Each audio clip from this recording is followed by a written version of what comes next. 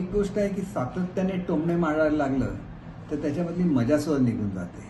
एक चांगली घटना घडते, दोन भाऊ एकत्र येत आहेत, आम्ही ते चांगल्या स्पिरिटमध्ये घेतो. शेवटी अन्याय झाला म्हणून राजसाहेब बाहेर पडलेले होते. आता परत एकत्र आल्यानंतर त्यांच्यावर पुन्हा एकदा अन्याय होणार नाही अशी अपेक्षा करूया. काही जण फेकून द्यायचं ही त्यांची स्वतःची नीती आहे. मी स्वतः त्यांच्याबरोबर होतो.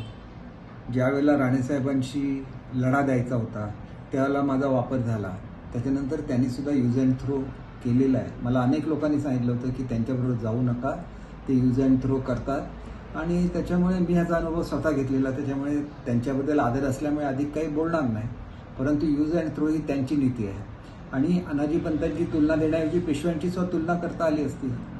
राज्याच्या प्रमुखाला अनाजी पंत म्हणणं हा त्या पदाचा अपमान आहे आणि तो कदापिही फडणवीस साहेबांचा होता कामा नये असं माझं स्वतःचं म्हणणं आहे.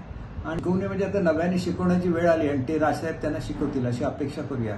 कारण आजपर्यंत त्यांना मतं जी गेल्या 2 इलेक्शनमध्ये मिळाली ती फतव्याची मतं आहेत. आता तरी फतव्याच्या मतावर ते अवलंबून राहिले नाही तरच हिंदुत्व नाही, तर फतव्याच्या मतावर काँग्रेस कधीपासून अवलंबून आहे. आणि त्याच्यामुळे काँग्रेसची जी काय एक अधोगती झाली ती हे जे त्यांचं राजकारण आहे की समाजामध्ये फूट पाडायची आणि त्याच्यावर राज्य करायचं, ही नीती काँग्रेसची नीती आहे. आणि महात्मा गांधींनी सुद्धा सांगितलेलं होतं की स्वातंत्र्य मिळाल्यानंतर काँग्रेस पक्ष विसर्जित करा. तो विसर्जित केला नाही, त्याचे परिणाम पुढच्या काळामध्ये काँग्रेसला भोगावे लागले आणि आज ते सत्तेच्या बाहेर गेलेले आहेत. आनंदाच्या प्रसंगी वाईट बोलण्याचं टाळा. एकनाथ शिंदे साहेबांनी जो बाळासाहेबांचा विचार आहे हा कायम ठेवलेला आहे. तुमच्याबरोबर आल्यानंतर सुद्धा राजसाहेब हा विचार कायम ठेवतील असा आम्हाला विश्वास आहे. तुम्ही त्या विचारापासून दूर गेला म्हणून सगळे आमदार तुम्हाला सोडून गेले. तुम्ही काँग्रेसबरोबर गेला, तुम्ही सोनिया गांधींच्या बरोबर गेला. बाळासाहेबांनी सांगितलेलं होतं की ज्या दिवशी मला काँग्रेसबरोबर जाण्याची पाळी येईल त्या दिवशी मी माझं दुकान बंद करेन. याचा अर्थ मी माझा एक वेळ पक्ष बंद करेन परंतु काँग्रेसबरोबर जाणार नाही. ही जी बाळासाहेबांची भूमिका होती ही आता प्रत्यक्षात आणली जाते की नाही हे लवकरच कळेल.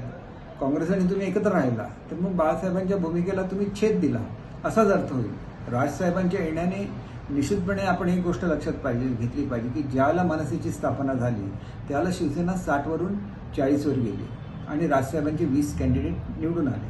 पुन्हा एकदा 60-65वर जायला काही हरकत नसावी. आम्हाला सुद्धा आनंद होईल की शेवटी उभाटा का होईना शिवसेनेचाच एक भाग आहे, टिकून राहायला पाहिजे असं आम्हाला वाटतं.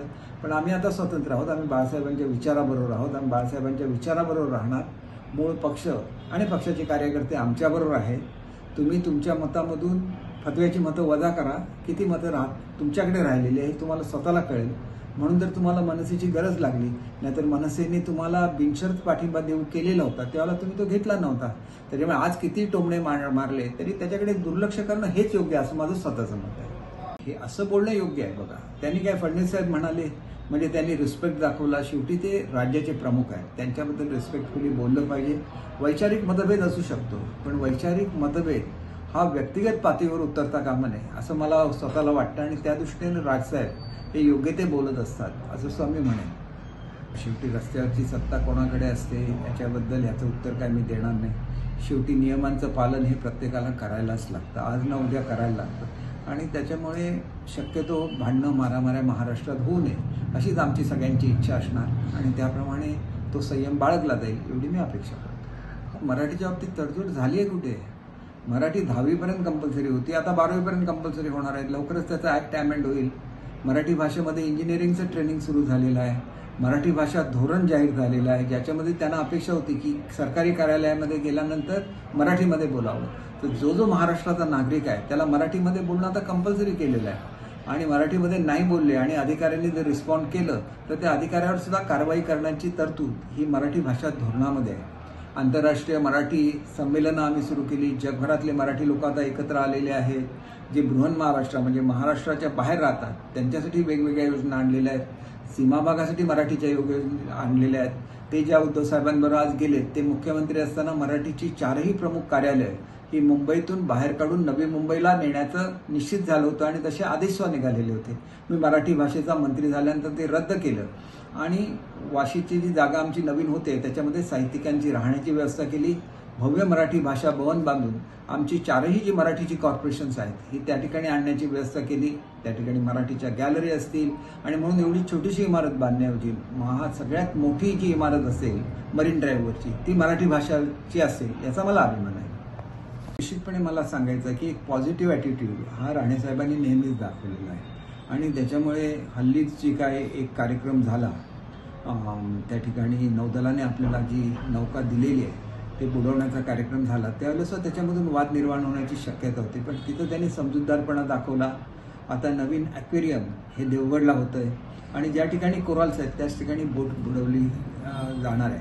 म्हणजे ही सुद्धा त्यांच्या समजूतदारपणाचं लक्षण आहे आणि असं जर एकत्र येऊन सगळ्यांनी काम केलं तर पर्यटनाचा विकास व्हायला वेळ लागणार नाही. मी पूर्वीपासून सांगतो की कुठल्याही जिल्ह्यामध्ये 2 जेल नाही आहे आणि सिंधुदुर्गमध्ये क्राईम रेट एवढा कमी आहे की जे ओरसचं जेल आहे ते जिल्ह्यातल्या सगळ्या कैद्यांना पुरेसं आहे.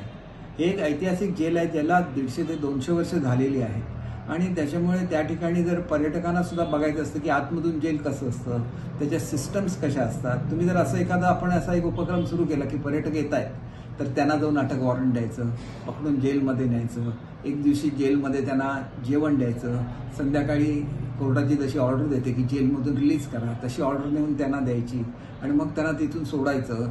हा एक वेगळा अनुभव सुद्धा याच्यामधून घेता येईल. अशा तऱ्हेचं केलं तर तसं घडवणारं पहिलं जेल पर्यटन हे सिंधुदुर्गमध्ये होऊ शकेल असं मला वाटतं.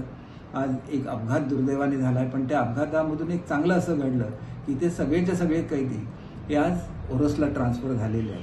त्याच्यामुळे ओरसला एवढे कैदी राहू शकतात की नाही कम्फर्टेबली याची सरकारने खात्री करावी.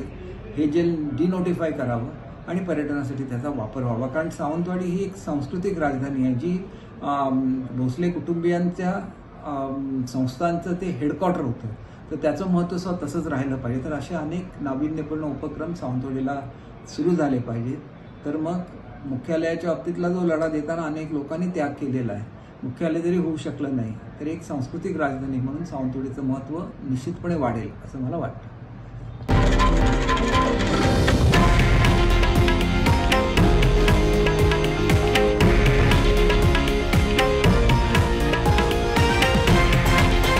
हे आहे देशातील नंबर 1 न्यूज नेटवर्क आणि आपण पाहत आहात TV9 मराठी, एकमेव.